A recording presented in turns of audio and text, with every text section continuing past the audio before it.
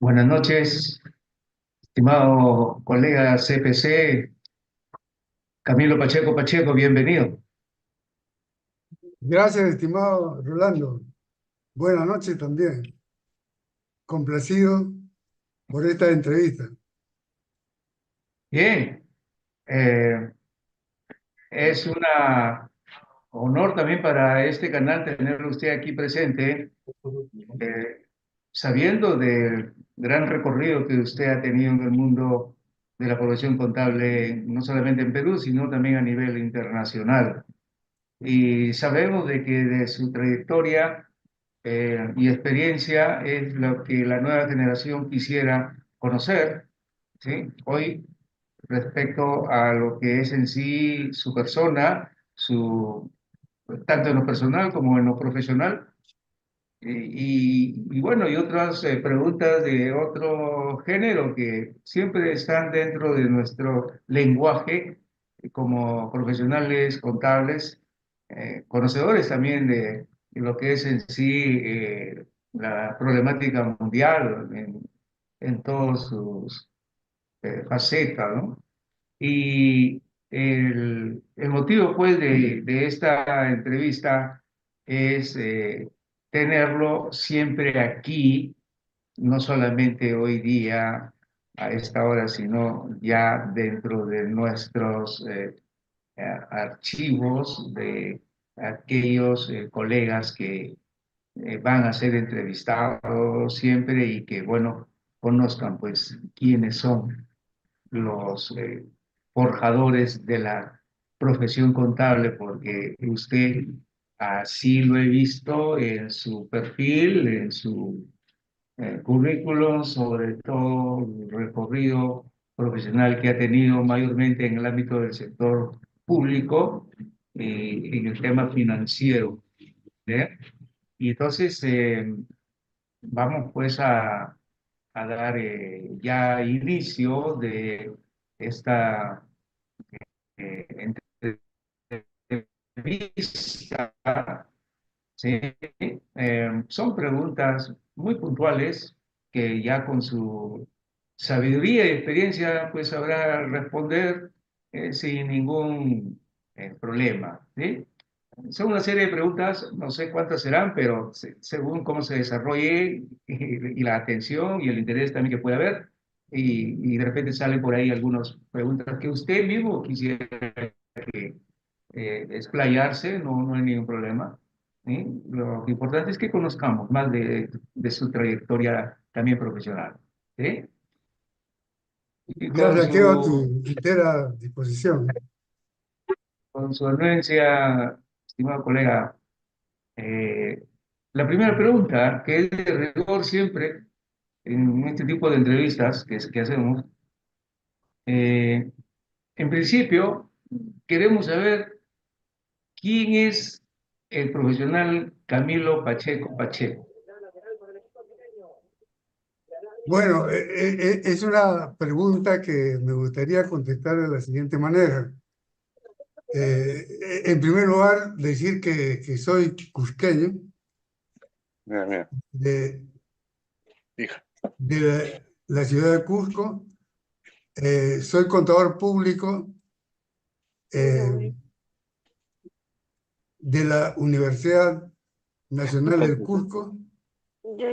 Me considero con una serie de valores que me inculcaron en mis colegios de ciencias y Garcilaso, por eso me siento cienciano y garcilacista, y también me siento san antoniano por mi alma mater, que me ha dado los primeros conocimientos en materia de contabilidad y me he graduado en esta Universidad San Antonio va del Cusco. ¿Qué Además, lo motivó, colega?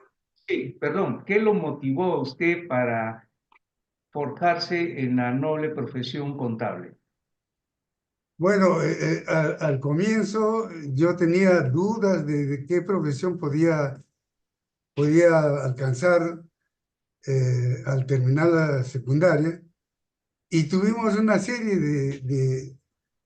de charlas, ¿no? De información de diferentes profesionales en el colegio y a mí me impactó mucho el hecho de que la persona que fue a hablar sobre contabilidad era un contador prestigiado allá en el Cusco y también a nivel nacional. Y él hablaba mucho de la hacienda pública, hablaba de los personajes que conducían la hacienda pública y me acuerdo mucho que en ese entonces el ministro de Economía era el famoso economista Beltrán, ¿no? Nos hablaba mucho de eso, nos hablaba de las entidades públicas, nos hablaba de todos los sectores que abarcaba los servicios que presta el Estado. Entonces, eso me motivó eh, ingresar a la Facultad de Ciencias Económicas y Comerciales de la Universidad San Antonio de Adarco. Así inicié yo el estudio de la carrera. ¿Y cuál ha sido lo más importante que usted haya realizado en su vida profesional? Bueno, en mi vida profesional he realizado una serie de tareas en el sector público en diferentes posiciones, ¿no? Realizando y comprometido con diferentes responsabilidades también, ¿no? Yo me acuerdo que la primera vez que ingresé al trabajo fue a la edad de 19 años, cuando yo cursaba el segundo año de la Facultad de Ciencias Económicas y Comerciales. Entonces me di cuenta que en ese sector de la administración pública, en este caso, era el área de salud del Cusco Madre de Dios de Apurímac, ¿no? Donde se podía ver la famosa eh, contabilidad tradicional, eminentemente presupuestaria, ¿no? Que estaba determinada de esa manera en todas las entidades del sector público. Vale decir que no existía una contabilidad financiera, sino solamente presupuestaria.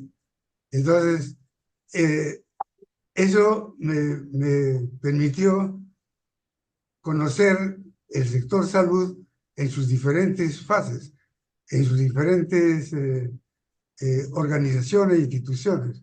Entonces, esta área de salud, donde yo empecé a trabajar, administraba hospitales. Y ese mundo de hospitales me fascinó porque parecía una ciudad. En un hospital uno puede encontrar un hotel, puede encontrar un restaurante, puede encontrar una fábrica de, de electricidad, ¿no? Una serie de situaciones que es importante controlar todas estas actividades, ¿no? Y en ese entonces se desarrollaba el presupuesto por programas. Entonces, en el sector salud se identificaban las unidades de medida de tal manera que eran interesantes para todos, pero en coordinación con los médicos, porque son los médicos los que realizan las actividades de salud.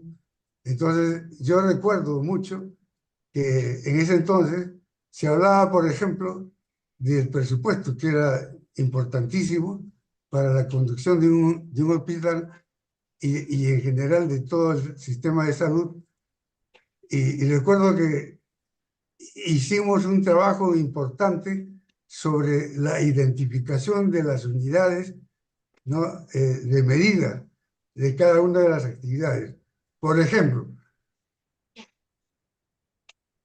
había una actividad que se llamaba eh, la administración de salud, ¿no? Y en esta administración de salud se consideraban una serie de actividades como las vacunaciones, ¿no? En esas vacunaciones, para poder medir y llevar adecuadamente el control del presupuesto, se tenía que saber cuáles eran los logros que se tenían que obtener en este rubro de vacunación. Y se definió una unidad de medida, y esa unidad de medida era la dosis. Entonces, para presupuestar se tenía que saber exactamente cuántas dosis de vacuna podía suministrar un determinado hospital o todo el sistema de instituciones de salud, ¿no? Y poder hacer los costos de eso para que se considerara en el presupuesto. Otra actividad era, por ejemplo, eh, eh, la unidad de medida de la consulta que estaba relacionada con la atención médica. Entonces, ahí aprendí que una consulta era una acción realizada por médico que determinaba una serie de acciones en ese momento de la consulta. Y recuerdo mucho, no obstante la cantidad de años que ha pasado, que esa consulta tenía que durar 15 minutos. En esos 15 minutos se tenía que definir qué actividades tenía que hacer el médico. Por ejemplo, tomarle la temperatura, ¿no? Pesar, medir, hice una serie de actividades, pero durante 15 minutos. Y la unidad de medida era la atención médica, ¿no? Otra actividad que es interesante, por ejemplo, y estoy hablando de esos inicios, era la visita domiciliaria, porque los hospitales hacían visitas domiciliarias para identificar una serie de enfermedades, seguramente de ese entonces, y eso me dio a entender de que el hospital no está encerrado en paredes, sino sale al exterior de estas paredes para realizar una tarea, ¿no? Con la sociedad en sus casas, ¿no? Ese recuerdo tengo de haber participado en unas actividades que tenían relación primero con el control presupuestario, con los costos que se tenía que definir por cada una de estas actividades para poder realizar los controles, porque no es lo mismo tener información para controlar que no tener información, porque no se puede controlar cuando no se tiene información. En su perfil, estimado colega, veo que usted ahí menciona contabilidad financiera. Hoy en día hay todavía quienes piensan que nuestra profesión es contabilidad y hay otros que lo mencionan como contabilidad financiera. Para usted, ¿cuál es el título ahora que debemos de tener como profesionales contables? Bueno, el título que deberíamos tener es la contabilidad económica financiera, porque la contabilidad registra hechos económicos, ¿no? Y para eso se tiene que planificar, no solamente en el aspecto de los flujos de efectivo y cosas, sino en el presupuesto, porque el presupuesto es la expresión financiera de un plan a corto plazo.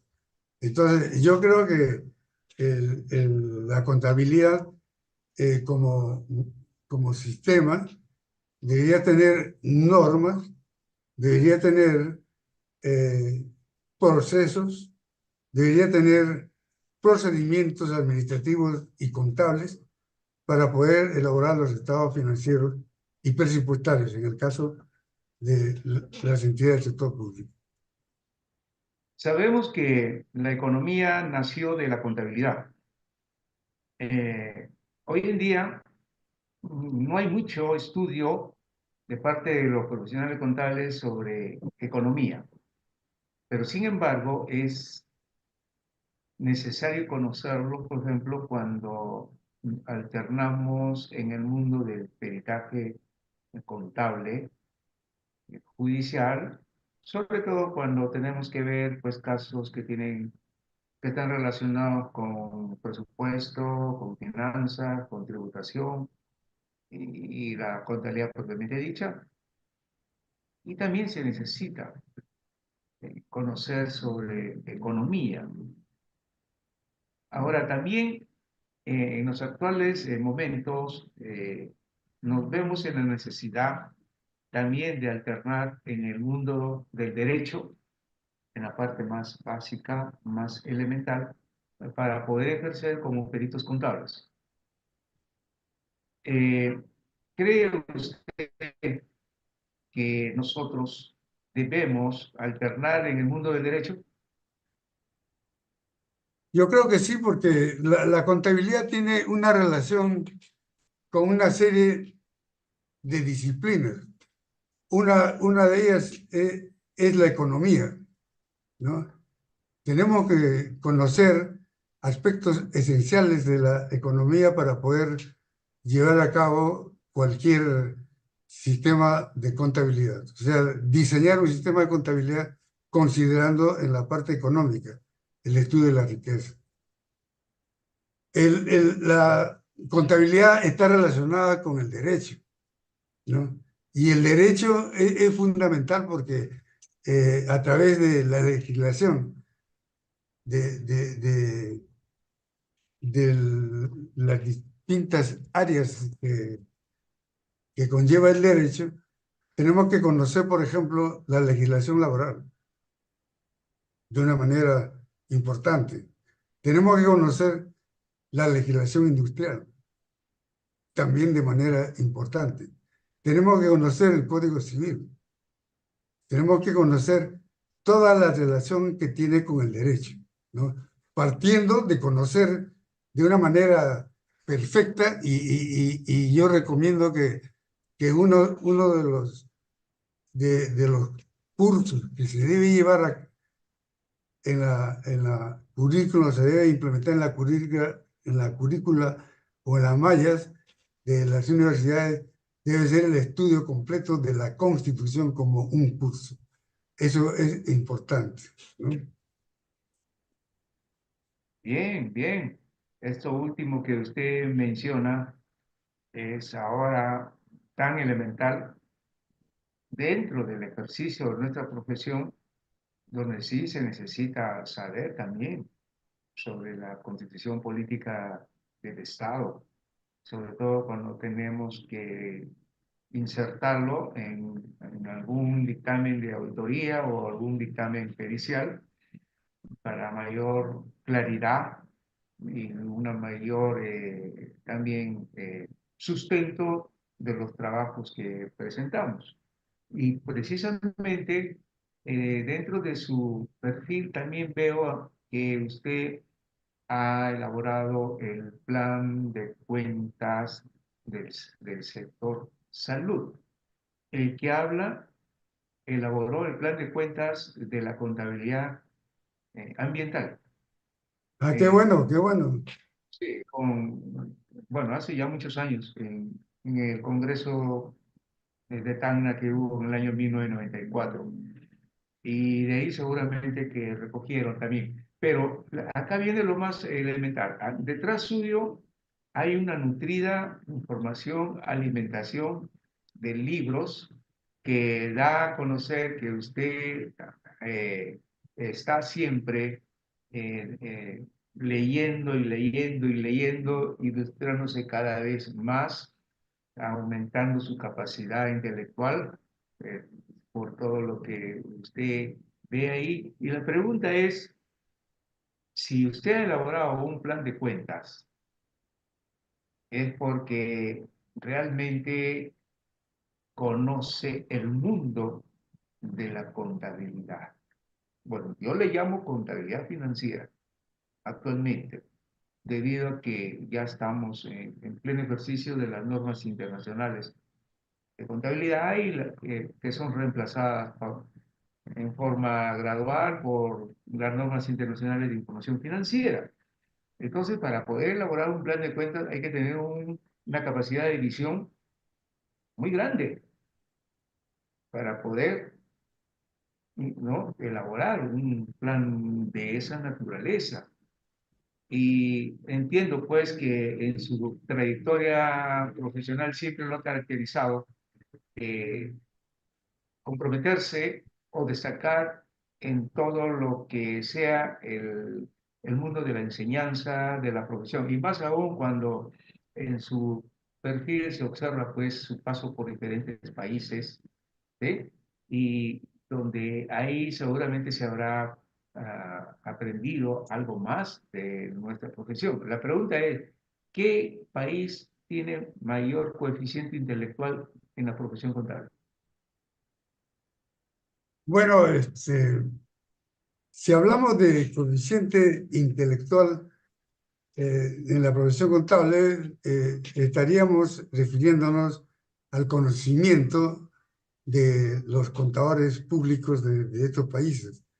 Eso depende mucho de la preparación y el estudio que puedan realizar en las diferentes universidades. Yo he estado, por ejemplo, en Panamá, y en Panamá existen universidades muy prestigiosas, muy respetables, y forman profesionales de un nivel muy interesante. Entonces, yo creo que ver la contabilidad desde un punto de vista de conocimiento, eso depende no solamente de las universidades, sino también de los propios estudiantes. Por eso muchas veces se dice, una persona ha pasado por la universidad, pero la universidad no pasó por ella. Entonces, es una forma de decir cuál sería la calidad de profesionales que uno pretende tener en nuestras universidades. Pero yo destacaría a Panamá, donde he tenido la oportunidad de estar también ahí, no como docente de una universidad prestigiada como es la Universidad de Santa María la Antigua, sino dando conferencias de, de los temas que estaban relacionados con el sector público eminentemente, ¿no? Entonces, he estado también en Honduras, pero elaboré el plan contable de la Secretaría de Salud. La Secretaría de Salud es, es un, es un, es un símil de un ministerio, ¿no? Allá le llaman secretaría, nosotros le llamamos ministerios. Entonces, para desarrollar eso, lo primero que uno tiene que saber es el giro del negocio. Tiene que saber qué realiza o qué actividades, qué procesos, qué procedimientos tiene esa entidad para poder definir y determinar un plan de cuentas, que no es fácil, no es nada fácil, ¿no? Entonces, esa experiencia he tenido y felizmente con alguna satisfacción. ¿Y qué es lo que usted recomendaría aquí en nuestro país para mejorar la calidad del profesional contable? Bueno, ahora estamos en un mundo distinto a un mundo anterior. Antes, en la contabilidad, eh, sobre todo pública, solamente se registraba el presupuesto, como digo. Después viene a integrarse a la contabilidad financiera, que es muy importante, ¿no? Y yo recomendaría hoy por hoy que las universidades y los nuevos profesionales conozcan una variedad de conocimientos. Primero, estamos en un mundo globalizado, y este mundo globalizado define claramente que ya no existen fronteras. Entonces tendríamos que hablar de contabilidad sin fronteras. porque las normas internacionales de información financiera a las que has hecho alusión y las normas internacionales de contenido del sector público son normas de carácter mundial y están orientadas única y exclusivamente a obtener información de alta calidad, de calidad mundial, que a veces no es posible. Entonces, para eso, tanto para la contabilidad del sector privado como para el sector público, ya existen marcos conceptuales. Y esos marcos conceptuales definen claramente una serie de objetivos, fundamentos, para poder desarrollar normas precisas que se puedan utilizar no solamente en el reconocimiento de las operaciones económicas, sino también en la medición, que es importante, en la medición, la presentación, obviamente después del registro. Entonces, yo comparo, por ejemplo, un marco conceptual con la constitución política de un país. ¿Qué es para nosotros la constitución política de un país? Es un conjunto de objetivos y fundamentos, ¿no? Y tienen preceptos generales para poder luego desarrollarlas a través de las leyes y se pueda conducir adecuadamente un país. En la contabilidad, comparo, hago una semejanza casi caprichosa con los marcos conceptuales. Entonces, el marco conceptual es también un concepto, un conjunto de conceptos, de fundamentos que van a servir para el desarrollo de normas internacionales, en el caso del sector privado, serán pues las NIF, y en el caso del sector público, las normas internacionales de contabilidad para el sector público. Entonces, estos marcos conceptuales constituyen un hito en la profesión contable, ¿no? A nivel mundial, porque esos marcos deben ser observados o deben ser aplicados, deben ser implementados a nivel mundial, ¿no? Claro, si esto define o determina cada uno de los países, ¿no? En el caso, por ejemplo, del sector público, este marco conceptual ha sido elaborado por el IASB, el IPSASB, el IPSASB, la Junta de Contabilidad a nivel internacional, que está auspiciada, propiciada por el IFAC, ¿no? En conceptos muy importantes. Por ejemplo, el IPSASB ha iniciado el proceso de la normalización a nivel internacional del sector público, considerando un primer objetivo, que exista una información de alta calidad, ¿no? Para efectos de la comparabilidad a nivel mundial. Y determina una serie de características del sector público para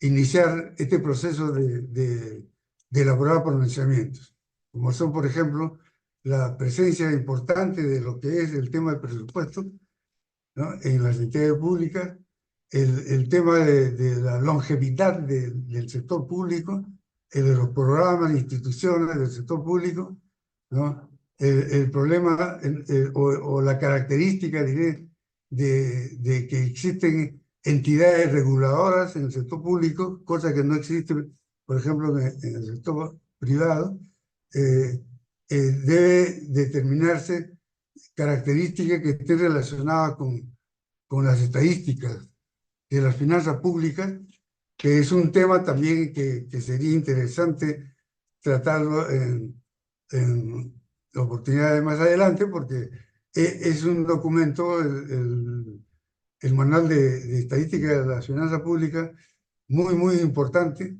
que debe compartir todos estos conceptos con la contabilidad. Entonces, ese marco conceptual que ha elaborado el IPSAS-MI tiene 8 capítulos, ¿no? El primer capítulo está relacionado con la función y autoridad de cada una de las normas, ¿no? El segundo capítulo tiene relación con los objetivos y los usuarios que deben observar este marco conceptual, ¿no? Uno de los capítulos importantes es, por ejemplo, la característica cualitativa. Y esa característica cualitativa le van a dar con toda seguridad, ¿no?, la importancia de la contabilidad para definir que es una información o proporciona una información de alta calidad, ¿no? Se habla, por ejemplo, de los procedimientos que se deben dar sobre el reconocimiento, ¿no?, de las transacciones, que es importante para poder llevarlo hacia los estados financieros. La medición, ¿no? La medición que es importante, y en eso, por ejemplo, la relación que debe tener la contabilidad con las matemáticas es uno de los aspectos de la medición, ¿no? La forma de presentar los estados financieros, ¿no? Ya define claramente cómo deben ser los estados financieros presentados, ¿no? No en la forma, porque la forma puede ser determinado por cada país, por cada entidad, ¿no?, sino básicamente el contenido que debe tener esos estados financieros, ¿no? Y en ese afán, yo he estado viendo, por ejemplo, la NIF 18, que está relacionada con los estados financieros, ¿no? Y uno de los aspectos que me ha llamado mucho la atención en esta norma 18 es la forma de presentación principalmente del estado de resultados, donde ya aparece una información, ¿no?, sobre las actividades que realiza una entidad. O sea, clasifica para la presentación en este estado de resultados las actividades de operación, ¿no?, las actividades de financiamiento y las actividades de inversión, ¿no? Separa las actividades ordinarias de operación de aquellas operaciones discontinuas. Entonces, esa es una información que requiere para la toma de decisiones en todos los campos. Entonces, lo que yo espero es que esa forma de diseñar los estados financieros y presentar estos estados financieros también se desarrolla en el sector público, porque las normas internacionales del sector público tienen su origen en las normas internacionales de información financiera, o sea, las NIC y las normas internacionales de información financiera que ahora se llaman, ¿no? Entonces, es fundamental también esa relación que debe existir en la contabilidad del sector privado con el sector público.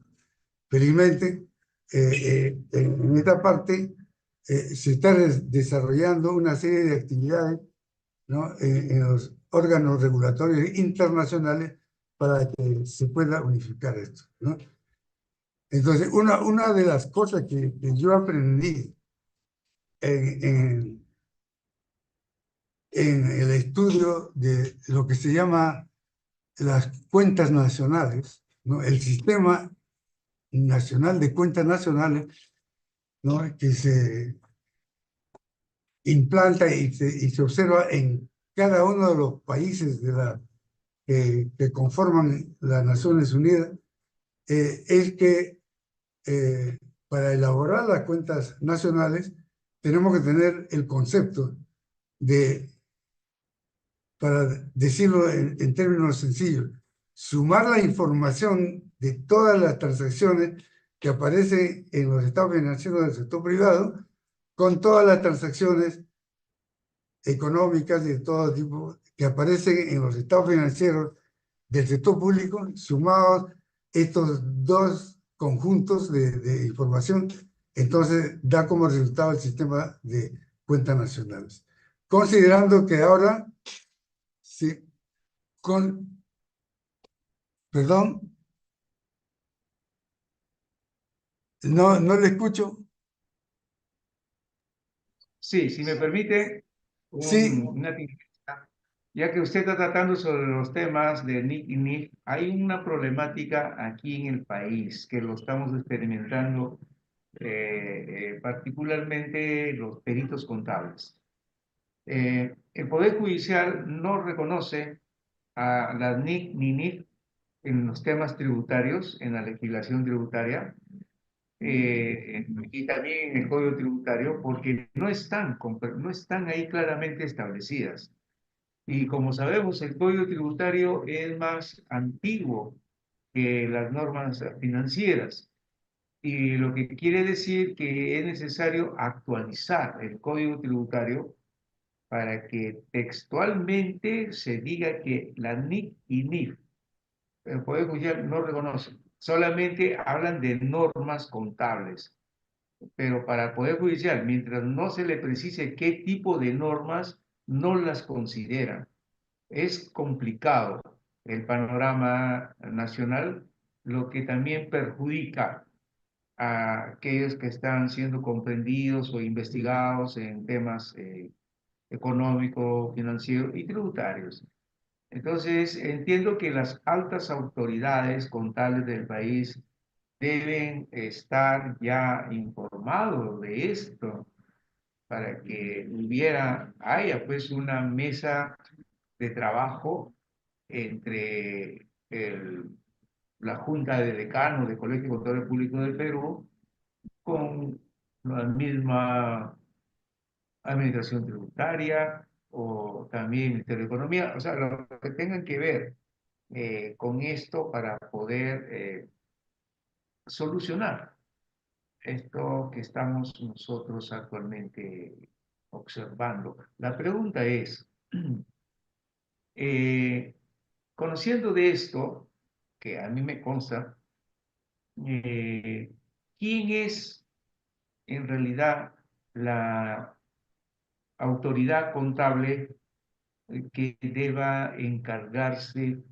de comprar esas mesas de diálogo y contribuir a actualizar el código tributario? No solamente en esto del NIC, sino que también se necesita modificar, no cambiar.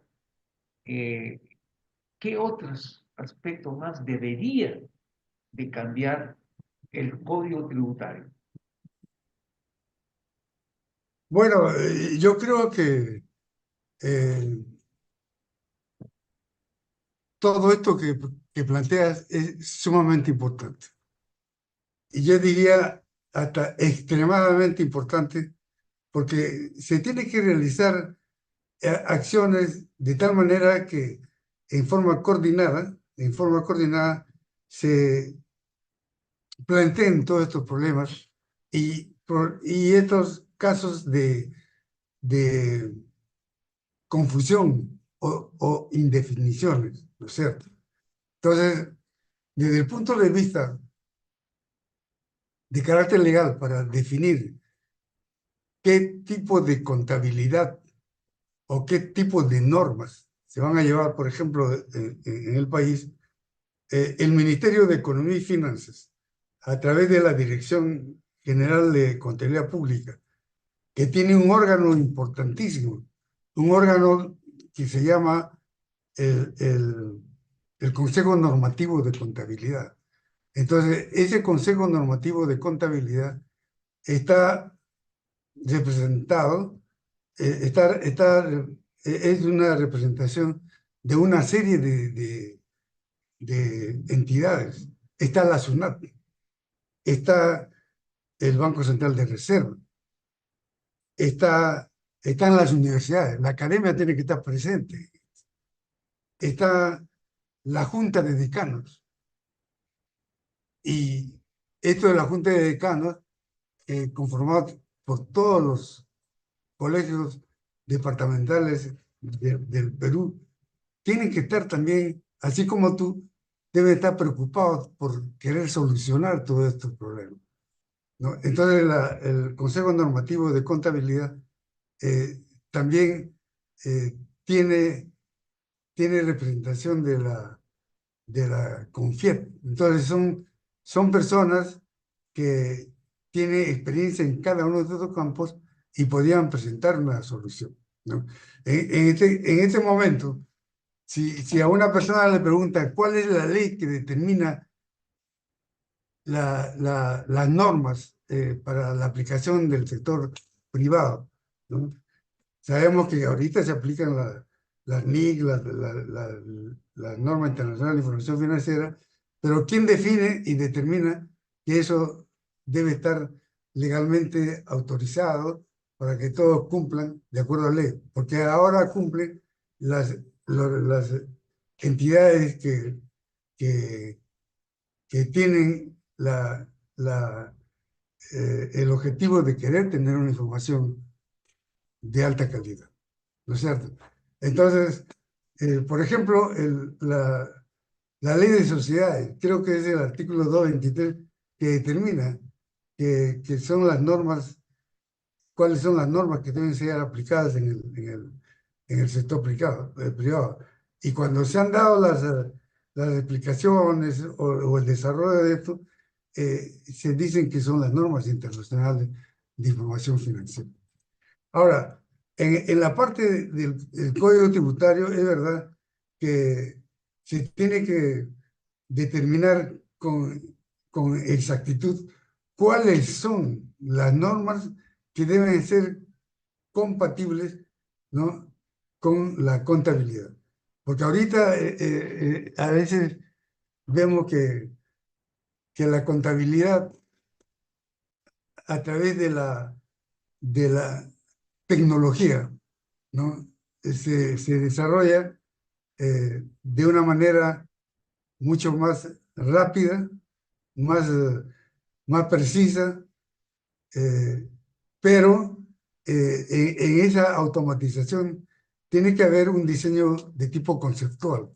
Y ese diseño de tipo conceptual tiene que estar relacionado con todo lo que significa una norma de carácter tributario, una norma de carácter eminentemente contable, porque ahorita están divorciados. La parte tributaria tiene sus objetivos, tiene su forma de proceder y la contabilidad en forma distinta. Entonces, si nosotros quisiéramos desarrollar todo un paquete de reforma, sería interesante que a través de todos estos profesionales que son expertos en los distintos temas que tiene que ver la contabilidad o estar relacionado con la contabilidad, ya sentarse y hacer un estudio diagnóstico. Un estudio diagnóstico que nos permita saber en detalle la situación real de todo lo que implica la parte económica y contable en el país, que debe incluir la parte tributaria.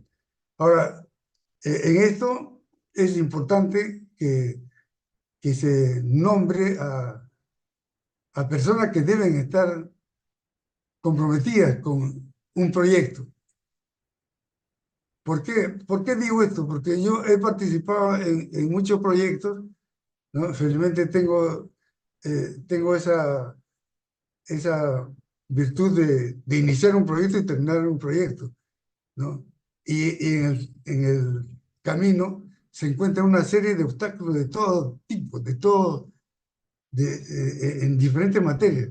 Entonces, hay que definir en estas comisiones, estos colegiados que se puedan determinar, ¿no?, con quiénes vamos a hacer el trabajo.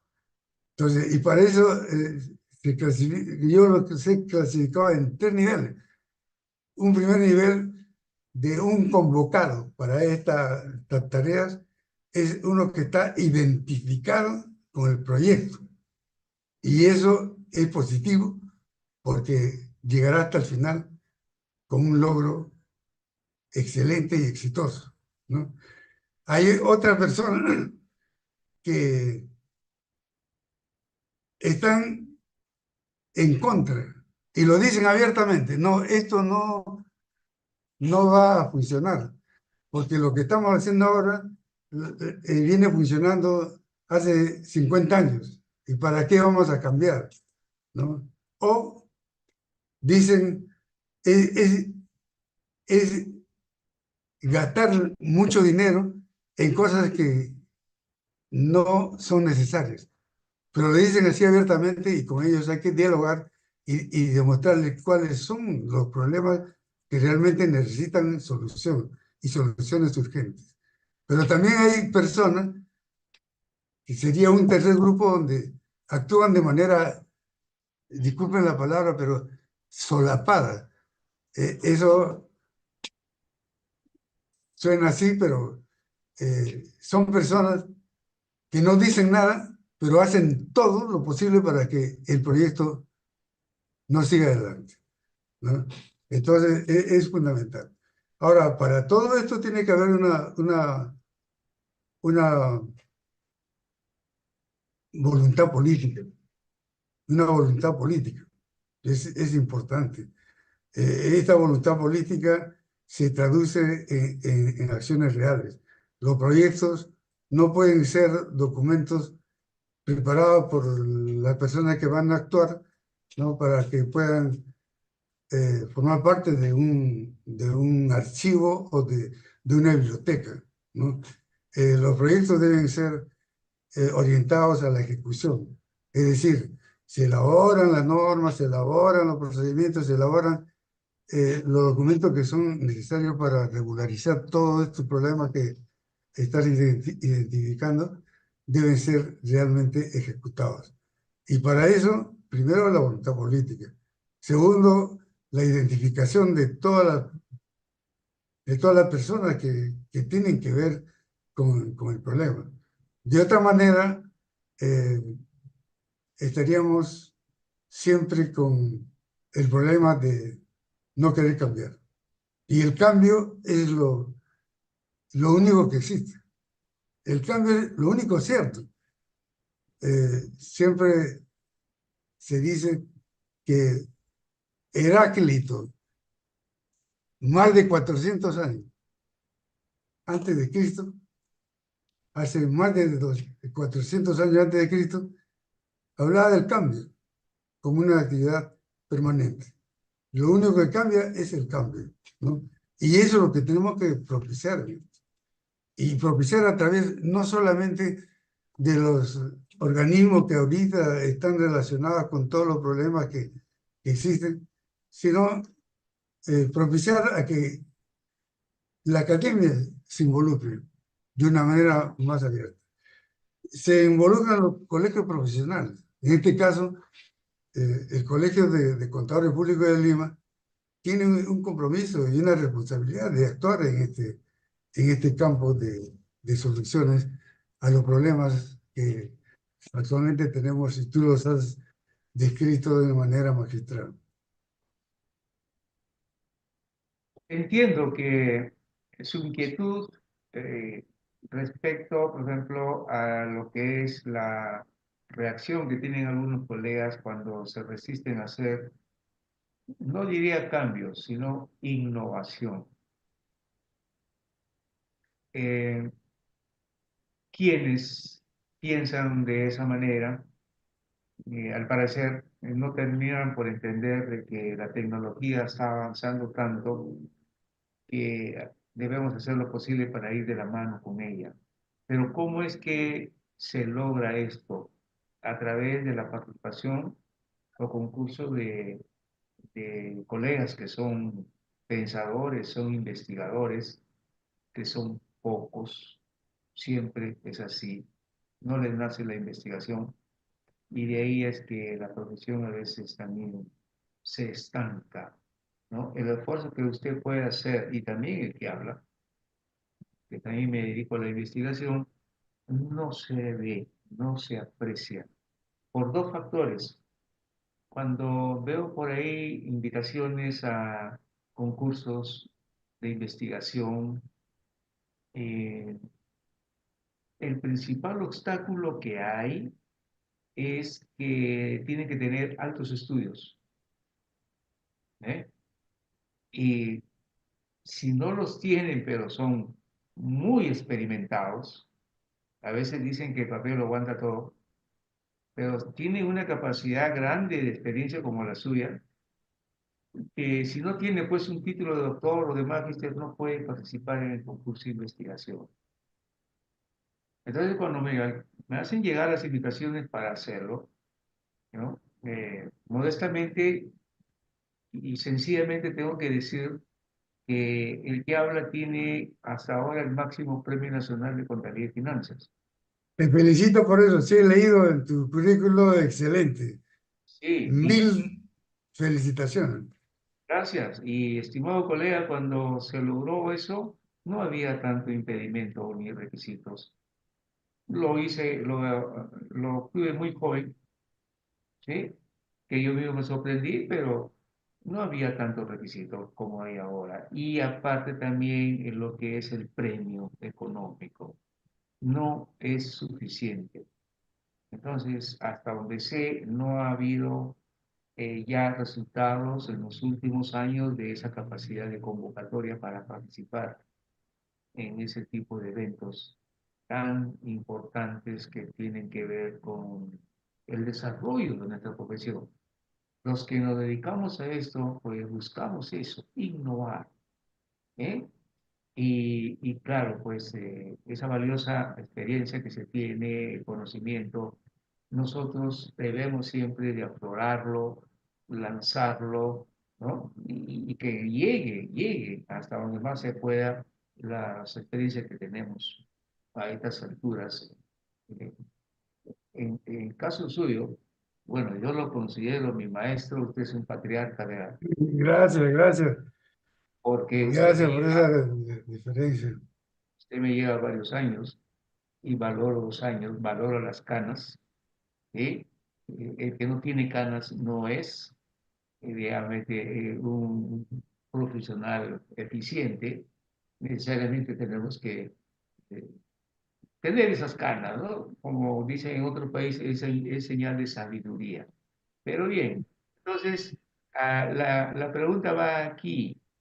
En su condición como un erudito de la producción contable en el país y también conocedor de lo que es la problemática del estudio de la formación, eh, ¿qué es lo que usted recomendaría a las altas autoridades contables para que participemos mayormente los investigadores en las convocatorias que nos hacen? Ujú. Bueno, yo creo que lo primero que habría que hacer es decirles cuál es la situación a través de un estudio diagnóstico bien concebido para que entiendan que se necesita realizar una serie de acciones.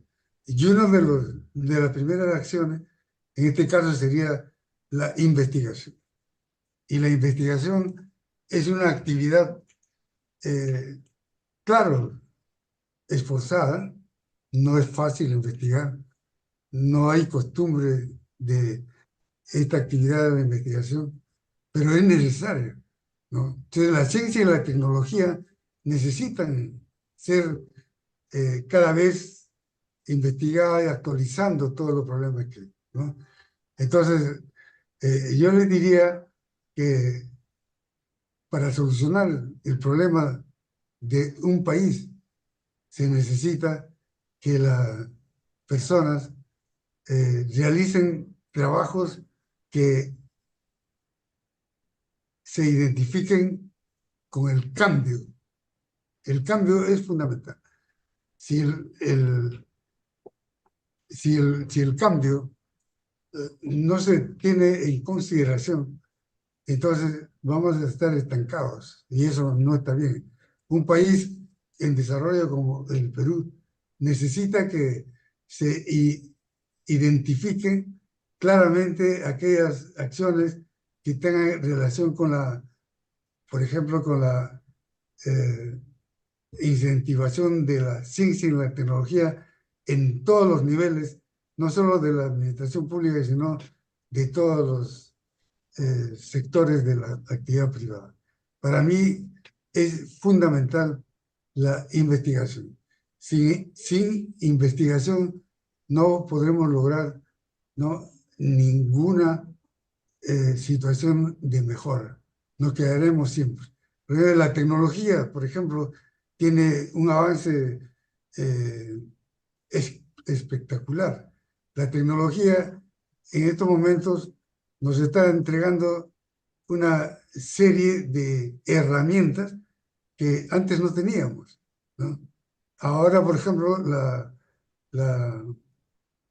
las herramientas que debe conocerse en el área de contabilidad son todos los software contables que existen y estudiar los aspectos que tengan relación con la informática.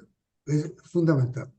Pero también paralelamente tienen que estudiar las partes conceptuales de todos los sectores. Entonces, para poder incentivar a las autoridades del colegio y de las instituciones que regentan la profesión contable, ¿no? Decirles que existen comisiones que son la actividad principal que realiza un colegio. Existen comisiones, por ejemplo, de investigación. Se estará realizando acciones que estén relacionadas con esa actividad.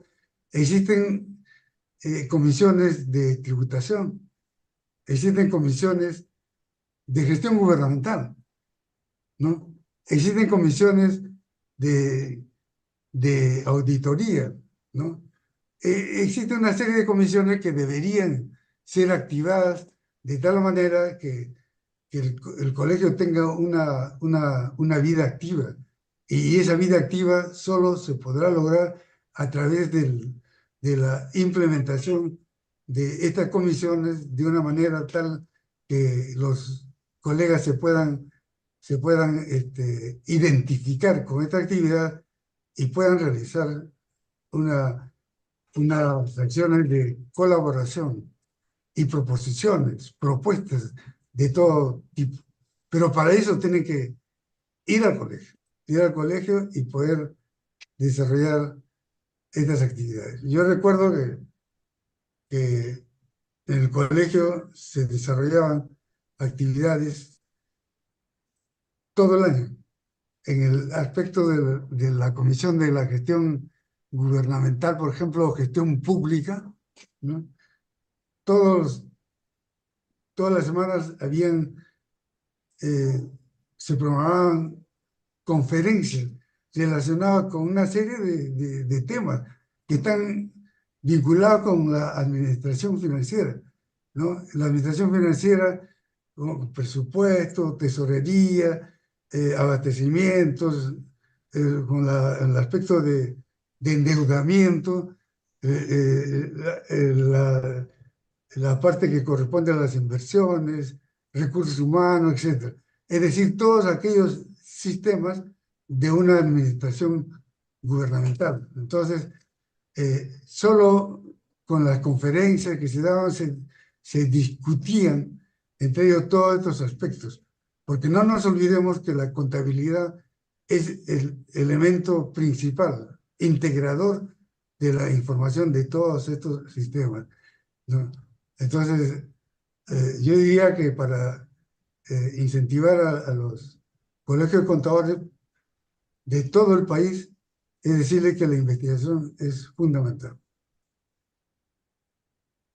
Mire, colega Camilo Pacheco, precisamente pensando de lo que usted acaba de comentar, este canal ha invitado a los candidatos que están participando en las elecciones del Colegio de Contadores de Lima, para que escuchen y vean de usted y aprendan, para que algo se les quede y lo lleve en práctica cuando alguno de ellos tenga que asumir el nuevo cargo. Muy lamentable, ninguno está.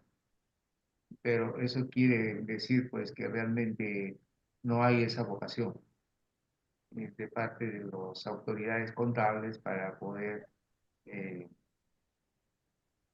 relacionarse con esa innovación que exige en la época de la globalización en que estamos.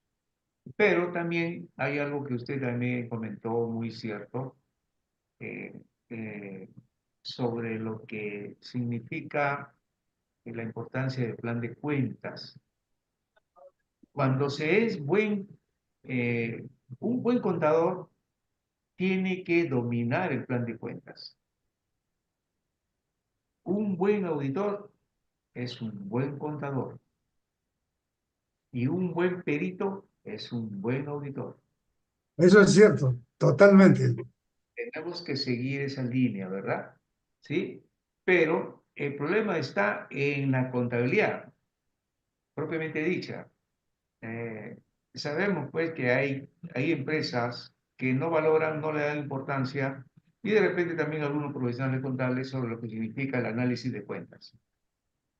Un buen analista de cuentas es un buen auditor, más adelante. Y eso facilita mucho las cosas.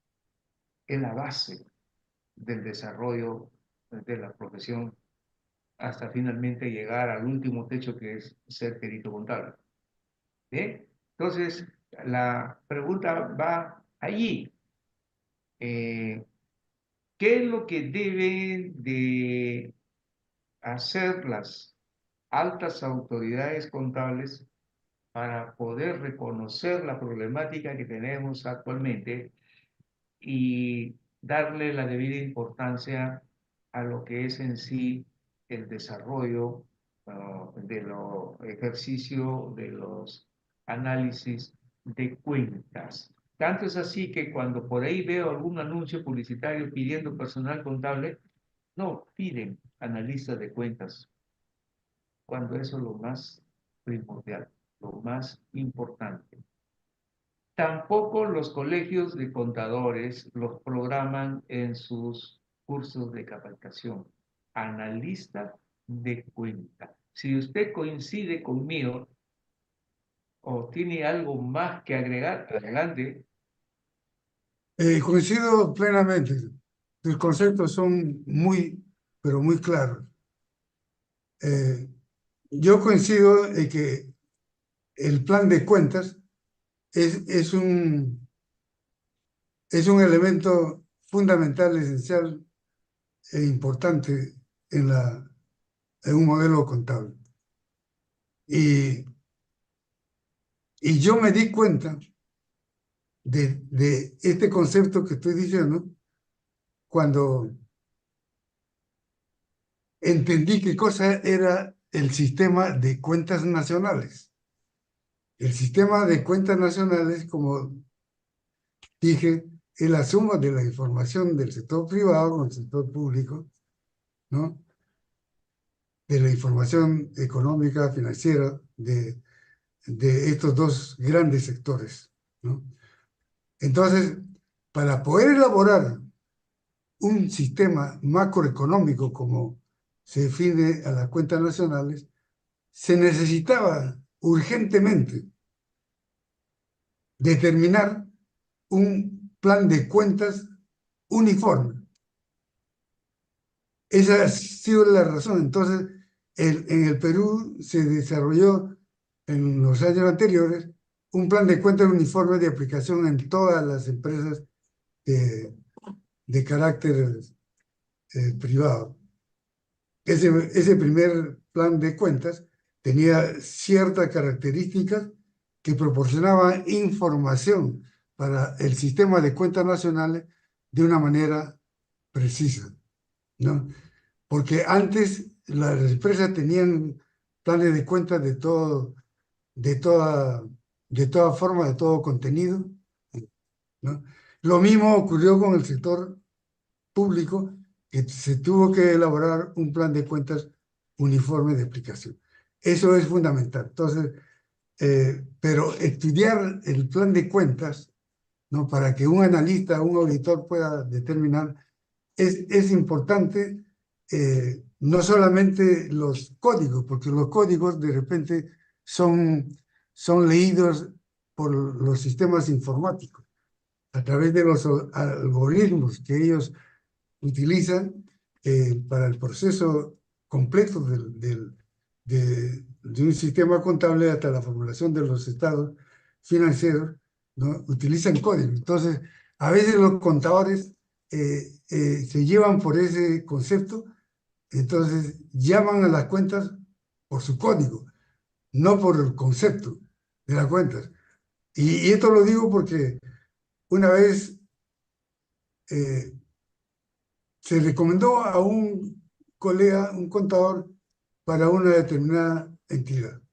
Entonces el contador, como asesor de la gerencia, asesor de, de, de una empresa o de una entidad, tiene que hacer presentaciones de los estados financieros y sustentar y explicar qué es lo que realmente está conteniendo los estados financieros, ¿no? Para que se pueda utilizar esa información útilmente en la toma de decisiones y en la rendición de cuentas. Entonces, una vez este colega se presentó a, la, a una junta de, del staff de la empresa y les pidieron que explicara los análisis, los saldos de los estados financieros. Entonces, él decía, o contaron que decía, bueno, tenemos en la cuenta 10 en la cuenta 101 o 1101 lo que sea, ¿no? Refiriéndose a la caja. Pero el gerente o las personas que intervenían en esa junta no conocían los, los códigos, ni les interesaban los códigos, sino querían saber los conceptos, ¿no? Decirle cuenta por cobrar, cuenta por pagar, inventario, cuenta del pasivo o del patrimonio, pero con los nombres correctos. Entonces, esa uniformidad también se necesita para que se pueda definir esto. Por eso ahora entiendo cuando, cuando, cuando comprendí qué cosa era una cuenta del sistema de cuentas nacionales, ¿no? Era, era reformar urgentemente, por lo menos en el país, de los planes de cuentas, ¿no? Y eso se hizo. Entonces, lo fundamental en esto es que ahora los organismos internacionales, como el Fondo Monetario Internacional, que es el responsable a través de su dirección de estadística, elaborar los manuales de estadística de las finanzas públicas, ¿no? El, el, la ONU, la ONU que es responsable de elaborar las metodologías y los manuales para la elaboración de los sistemas de cuentas nacionales, y el IPAC, que es el responsable a través del IFSASB en el aspecto del sector público, han coordinado, felizmente han coordinado para definir o determinar que que el principio contable del devengo sea utilizado en la formulación de los estados financieros, ¿no? Tanto institucionales de los gobiernos y también en la formulación de las estadísticas de la finanza pública, ¿no? Y el sistema de cuenta nacional. Eso es importante. Bien, por supuesto que el enfoque que usted le da a esta problemática lleva pues un mensaje bien claro para las altas autoridades. Entiendo que usted también se ha desarrollado mucho dentro de lo que es el mundo del presupuesto y en el sector público. ¿Sí? Sí, sí. Dentro de su experiencia, estimado colega Camilo Pacheco,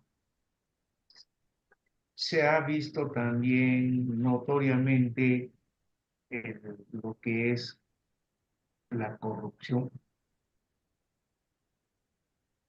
Claro, o sea, la corrupción es un flagelo.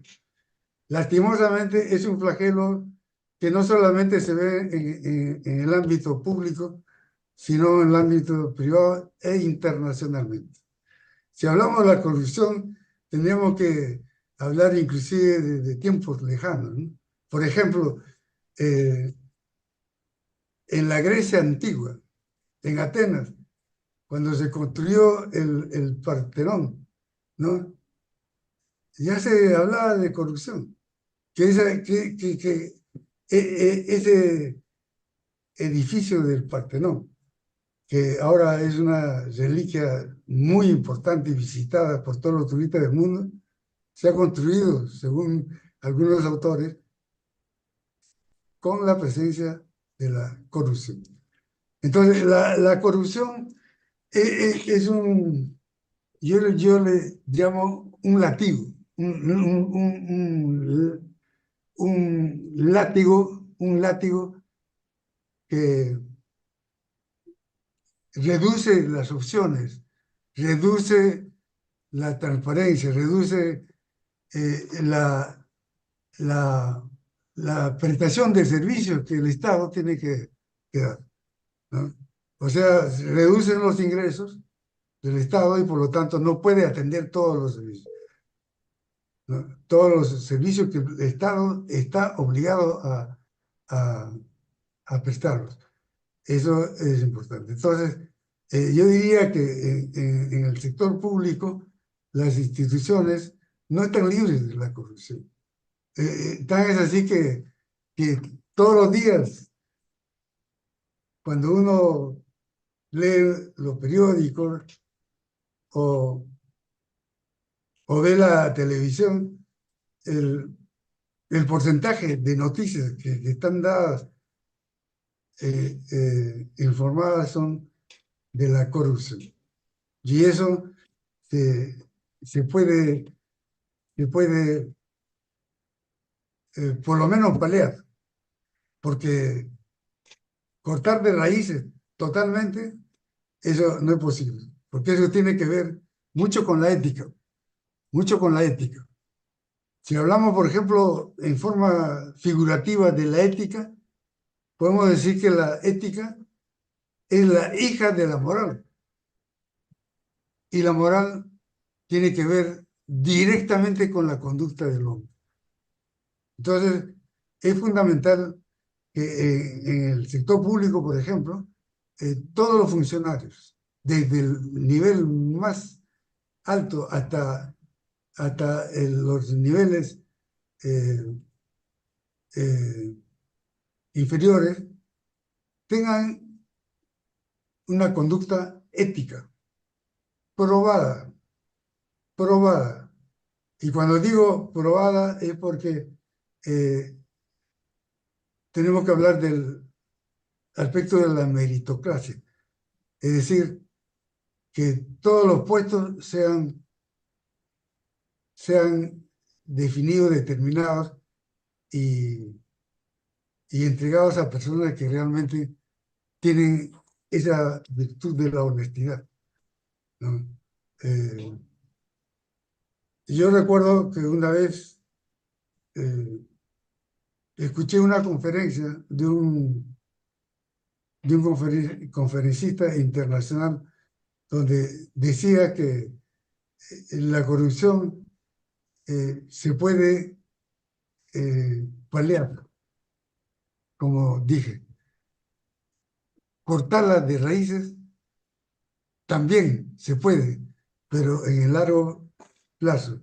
Y para eso es necesario que se tenga que convocar a toda la sociedad en su conjunto, ¿no? No establecer una entidad o un grupo de personas que puedan realizar eso, sino que todo eso, porque estos valores, ¿no? Se tienen que Colega identificar Camilo, desde la casa. colega Camilo Pacheco, sobre el tema de la ética que usted toca, en las veces que intervengo como expositor sobre la ética profesional para los nuevos colegiados, Siempre termino con esta frase: o se es profesional o se es político, Mm. pero si combinan las dos cosas, nos malogran la profesión. La pregunta es, ¿cuál es para usted la solución para erradicar la corrupción? Bueno, el hombre por naturaleza es político,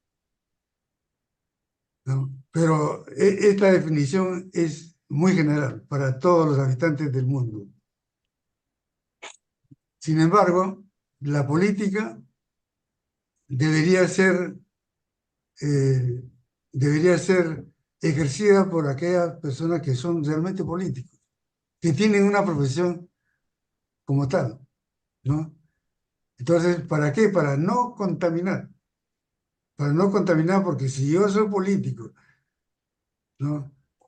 Y, y voy a ocupar un determinado cargo, probablemente eh, tenga que llevar los objetivos de esa entidad hacia los intereses, ya sean personales o grupales, ¿no? Y eso está bien. Entonces, eso no combina. Es importante en este caso definir o determinar las reglas que deben observarse en este tema de la meritocracia. Es decir, una persona que tiene las capacidades y tiene todas las condiciones para ocupar un cargo, que sea esa persona la que será nombrada, ¿no? Pero yo coincido plenamente contigo que cuando se combinan estos dos casos, nunca podemos llegar adelante porque en medio están intereses. Correcto. Dentro de su trayectoria profesional, ¿qué es lo que más usted le ha gustado? Bueno, a mí me ha gustado eh, participar en proyectos, participar en proyectos y, y los he desarrollado de una manera eh, honesta y comprometida, sobre todo comprometida. Iniciaba un proyecto y terminaba el proyecto, ¿no? Eh, yo he estado en Panamá una temporada como consultor para desarrollar y hacer las reformas en la contabilidad de la República de Panamá. Entonces, en ese entonces, eh, tuve una serie de tropiezos, probablemente porque eh, todos tenemos problemas en circunstancias. Sin embargo, se superó todo eso, se superó, ¿no? ¿Por qué? Porque comprometí a un grupo de profesionales panameños para que trabajaran conjuntamente conmigo, ¿no? Para poder elaborar primero el manual de contabilidad de la República de Panamá, contabilidad gubernamental de la República de Panamá, porque la República de Panamá tenía un sistema eminentemente presupuestario con un procesado por un sistema informático que se llamaba el teleproceso, ¿no? Con terminales tontas en diferentes lugares del país y se concentraba la información, pero solo presupuestaria. Entonces, el proyecto que hemos desarrollado allá fue implementar el sistema de contabilidad presupuestaria integrada con la contabilidad financiera. Y eso fue plasmado en un manual y ese manual se tenía que difundir a nivel nacional en todas las entidades, ¿no? Motivo por el cual me dio la oportunidad grata de poder compartir con todos los contadores del sector público de Panamá y lo que marcó mucho es un acto que lo recuerdo como si fuera ayer, es que el presidente de la República de Panamá, de ese entonces, el señor Endara, declaró el año 1993 como el año de la contabilidad gubernamental, ¿no? Sí. Y para declarar el año de la contabilidad gubernamental, convocó a todos los contadores del sector público, a todos los auditores del sector público, convocó a todos los ministros, convocó a toda la delegación de autoridades internacionales, es decir, a todos los embajadores acreditados en Panamá, los convocó, ¿no? La prensa, en una reunión protocolar, se declaró el año de la contabilidad gubernamental. Entonces, esa acción a uno le hace saber que la autoridad principal de un país, el presidente de la República, estaba convencido de lo que se estaba haciendo y estaba a favor de que todo este sistema se implemente en el sector público. De ahí el éxito que se tuvo implementando. Por eso es que a través de todo esto se elaboró el primer balance en una institución, por decir, todos los estados financieros, pero el primer balance, lo digo así, ¿no? En cada institución y a nivel nacional de forma consolidada, ¿no? Entonces, recuerdo mucho que la prensa que normalmente cubría noticias regulares, noticias que se daban todos los días en todos los aspectos muy importantes, ¿no? Pero ese día la prensa de la televisión se dedicó casi el 80 o 90% de su programación a difundir el acto de la eh, determinación que sea el año de la contabilidad gubernamental. De esa manera, todos en el país estaban informados de qué es lo que estaba ocurriendo con la contabilidad gubernamental en cuanto al cambio que se iba a iniciar en ese momento, ¿no? Entonces, y yo digo, esto se puede hacer en todas partes, esto se puede hacer en todas partes, ¿no? Si el presidente está de acuerdo, está convencido de que la contabilidad es un elemento importante para el desarrollo económico del país, debería participar, ¿no? Debería participar en todos estos, no digamos de una manera técnica, sino más bien política, porque eso que hicimos, por ejemplo, en la declaración del año de la contabilidad gubernamental, es un acto político, es un acto político, pero ese acto político fue a favor de la implementación que se dio con éxito, ¿no? Esto, por ejemplo, se me ocurre, en este momento se me ocurre, dice, ¿cuánto problema tenemos para la implementación del control interno en las entidades? De todo tipo, problemas de todo tipo, ¿no? No es suficiente emitir normas y decir adopten o implementen, le damos el presupuesto, ¿no? Es importante que se entienda que el control interno es una actividad que está relacionado directamente con la transparencia. Y entonces, si el presidente está de acuerdo con la transparencia, estoy seguro que se va a involucrar de alguna manera para poder difundir. Entonces, un ministro, por ejemplo, un ministro, puede dar las órdenes, ¿no? Pero lo que se necesita es que se incorpore y participe de alguna manera en esto que se llama la transparencia, ¿no? Eh, y esto trae relación, por ejemplo, cuando se tiene, tratamos el tema de la cuenta general de la República, ¿no? Antes, en el Congreso, que como todos sabemos, estaba conformado por dos cámaras, la de diputados y senadores que ahora regresan, ¿no?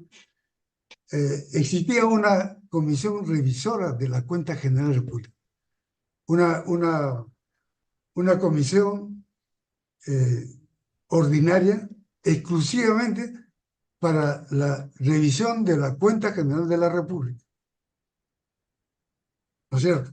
Entonces, después, esa comisión que era ordinaria, la juntaron como un grupo de trabajo a la comisión de presupuesto que ahora se llama Comisión de Presupuesto y Cuenta General de la República. Entonces, yo digo, si, si los ministros y autoridades de las entidades autónomas del país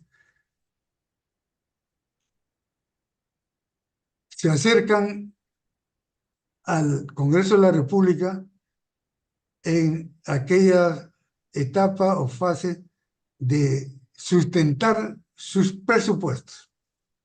Por ejemplo, el presupuesto del año siguiente, 2026, todos los ministros, todos, van a sustentar sus presupuestos y decirles que van a ser nuestras metas, necesitamos este dinero, necesitamos esta partida, etc. Y el Congreso escucha. En esa comisión procesan y luego aprueban el presupuesto. Pero la figura es que los ministros van personalmente, claro, con su equipo de trabajo del tema del presupuesto y sustentan. Lo mismo deberían hacer a la hora de rendir cuentas. Y la rendición de cuentas se hace al final del periodo. Se hace al final del periodo. Entonces, al final del periodo se elaboran los estados financieros. Esos estados financieros están elaborados para la toma de decisiones, que se han tomado ya seguramente, ¿no? Y para la rendición de cuentas. Entonces, el ministro debería ir a sustentar la rendición de cuentas también. Entonces, de esa manera, creo que la corrupción sería combatida, porque una responsabilidad que tenga cualquier autoridad, ¿no? Sería bueno que vaya a sustentar. Por eso, yo creo que el Congreso debería regresar al concepto anterior, de tener una cuenta, una comisión revisora de la cuenta general de la República, exclusivamente para la cuenta general de la República, que no es sino el instrumento que se elabora con la información económica, información financiera, información presupuestaria, toda la información del gasto social, ¿no? Para que se pueda elaborar un documento que sea un documento que sirva para la fiscalización por parte del Congreso, ¿no? Porque la contabilidad, por ejemplo, gubernamental, tiene varios objetivos, varios propósitos. Uno de ellos es registrar, anotar, reconocer, etcétera, todas las operaciones institucionales y elaborar estados financieros, ¿no? La otra es elaborar información de tal manera que sirva para las tareas de control y auditoría, por ejemplo, ¿no? Otro objetivo sería la fiscalización por parte del Congreso de todas las actividades que se han realizado en todo el sector público, ¿no? Y también información, como ya hablábamos, de entregar información para la macroeconomía, es decir, para la formulación de los cuadros macroeconómicos como las estadísticas, las finanzas públicas y las cuentas nacionales, ¿no? Eso creo que serviría para que el Congreso tenga una información mucho más, más comprometida por parte de los responsables. En este caso, los que son responsables de la administración del presupuesto son los titulares de estas entidades, ¿no? Pero ahora no se ve eso, nunca se ha visto que un ministro vaya, por ejemplo, al cierre del ejercicio y decir, esta es mi rendición de cuentas, ¿no? Producto de la ejecución del presupuesto que ustedes me aprobaron en tal fecha. Este es el resultado. Bien, ¿cuál ha sido la parte negativa dentro del ejercicio de su profesión, en su vida profesional? La parte negativa, creo que fue no haber cumplido con algunas tareas, ¿no? Algunas tareas que no se concretaron por falta de presupuesto, por falta de vocación institucional, ¿no? Como, como por ejemplo, no, no implementar eh, escuelas de capacitación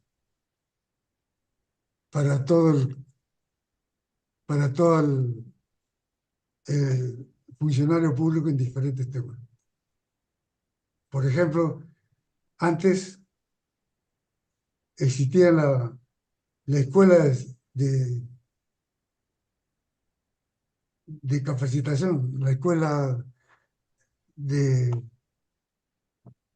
la escuela de capacitación pública, donde se difundían temas de todo tipo.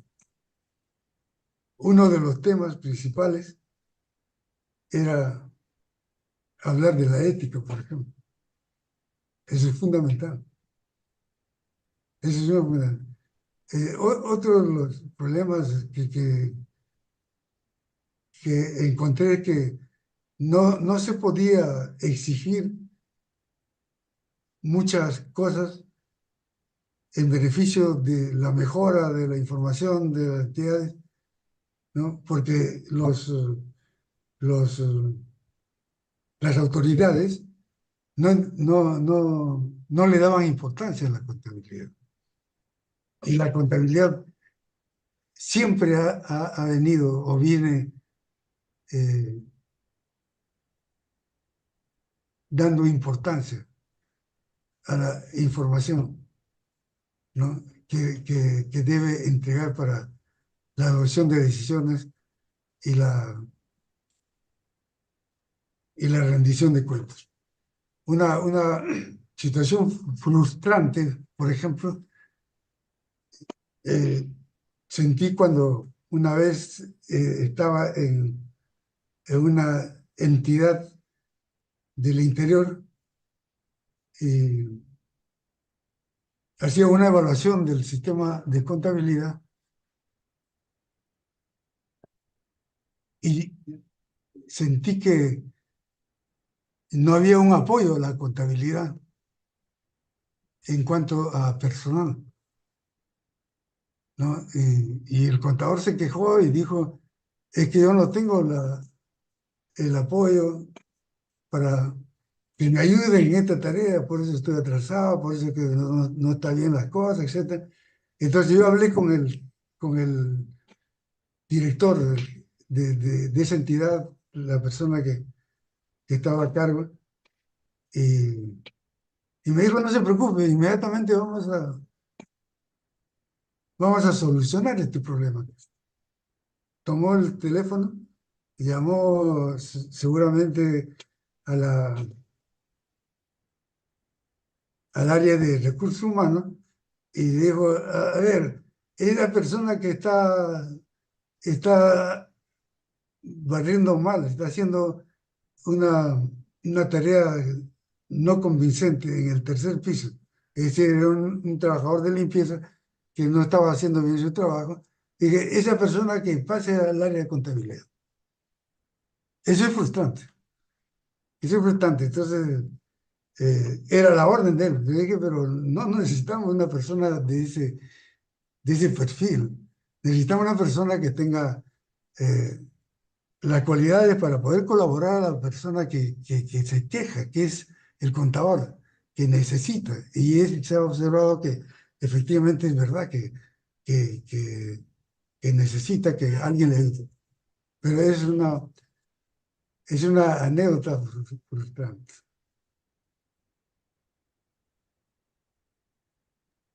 Bien, mi estimado colega Camilo Pacheco, eh, usted tiene a sus espaldas una nutrida biblioteca que le envidio de verdad.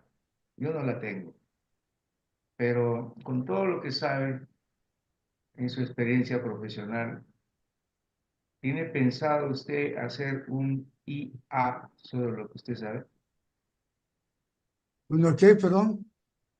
Un IA, inteligencia artificial. Ah, claro, la inteligencia artificial hoy por hoy es una gran solución para todos los sectores, fundamentalmente para la contabilidad. Y esto de la inteligencia artificial nos va a ayudar mucho en la tarea de investigación. ¿No? Eso creo que nos puede ayudar de una manera tan trascendental que nos puede facilitar muchas acciones en este tema. La inteligencia artificial cada día nos sorprende con cosas que a veces no se imaginan, ¿no? Yo recuerdo que muchas personas que han leído a Julio Verne, por ejemplo, ¿no? Que todo era imaginario. Cuando una vez dijo Julio Verne, las personas, el hombre, volará a manera de pájaro, ¿no? Cuando veía pasar un pájaro, se imaginaba un avión, y efectivamente se dio. Entonces, esas ideas son las que eh, muchas personas tendrán en cuanto al desarrollo y la mejora en todas las actividades de la vida. Entonces, la inteligencia artificial yo la considero fundamental, ¿no? Ahora, por ejemplo, estos sistemas eh, contables que nos, nos hacen la vida más agradable, ¿no? ¿Por qué? Porque tenemos información en tiempo real, tenemos información de mejor calidad, ¿no? Tenemos información más precisa, tenemos información que está justo para utilizar en una toma de decisiones, porque la tenemos en el momento en que requerimos, ¿no? Eh, Mucho me recuerda que existen algunos conceptos, como por ejemplo la oportunidad en la contabilidad, y ahora como he mencionado, si yo estoy en una junta y necesito tomar una decisión hoy, importante, pero para eso necesito información contable, información económica, ¿no? Entonces, si la junta es a las 8, de la mañana y yo voy a tomar la decisión a las 8:05 con mi staff y la persona que prepara la información financiera se presenta a las 8:15, esa información ya no sirve, porque han tomado la decisión sin el conocimiento de una realidad, o sea, sin información. Entonces, ahora, utilizando las herramientas que tenemos y los software que tenemos para diferentes entidades y que estén relacionados con la contabilidad y las finanzas, creo que es una gran ayuda porque tenemos información real. Inclusive, cuando ya hablamos de este documento que a mí me fascina, que es la Cuenta General de la República, antes, la Cuenta General de la República por Constitución, por mandato de la Constitución, se presentaba 2 años después de haberse ejecutado un determinado presupuesto. Porque así decía la Constitución, después de 2 años. Entonces, después de 2 años le presentaba y probablemente el destino de esa cuenta general era el archivo. Nadie lo podría ver. Solo los auditores para dar una opinión, un dictamen de la información que aparece ahí, ¿no? Entonces, actualmente, con las herramientas que se tienen y con el aporte que se puede obtener de la inteligencia artificial, entonces esos plazos del proceso de las fases de la cuenta general de la República deberían disminuir, ¿no? Actualmente, por ejemplo, las entidades tienen plazo hasta el 15 de marzo para presentar información del año anterior. Entonces, si contamos en días del 1 de enero al 15 de marzo, estamos hablando de 75 días más o menos. Pero si tenemos el software y tenemos todas estas herramientas informáticas que por definición nos dicen que la información se da en tiempo real, entonces, ¿por qué tenemos que esperar tanto? Lógicamente, habrán una serie de operaciones de ajustes, operaciones que estén relacionadas por ejemplo, con